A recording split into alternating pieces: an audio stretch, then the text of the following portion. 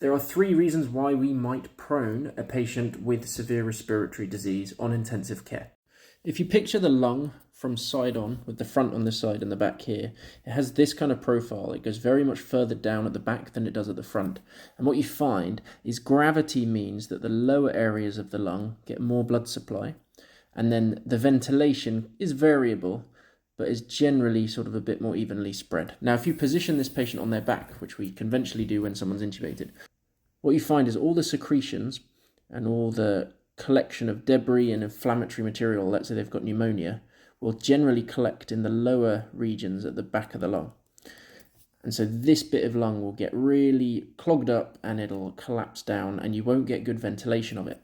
But because it's the lowest part, you will be preferentially sending the blood to that bit of the lung. So your ventilation perfusion matching is terrible because you're sending all the blood to areas of the lung that are full of rubbish and can't ventilate properly.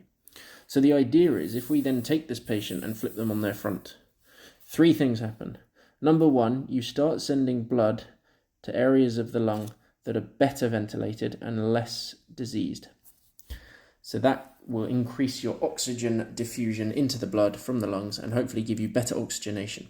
The second thing is, by putting the diseased lung at the top, you get better drainage of mucus and secretion out of the lung tissue so that then it can be drained out and coughed out or suctioned out. So you get better clearance of those areas of the lung that need all that inflammatory and infective material to come out.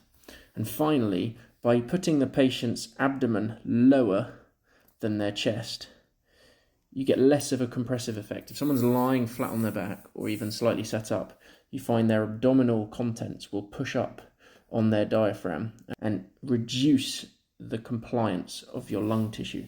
Whereas if you flip them on their front and the abdomen is almost hanging off their diaphragm, you allow the diaphragm to move further down and get better ventilation without those abdominal contents pushing up and reducing the air coming into the lungs. So those are the 3 reasons. 1, you send blood to better ventilated bits of the lung. 2, you increase the secretion and mucus drainage from the areas of diseased lung. And 3, you reduce the pressure of the abdominal contents on the diaphragm.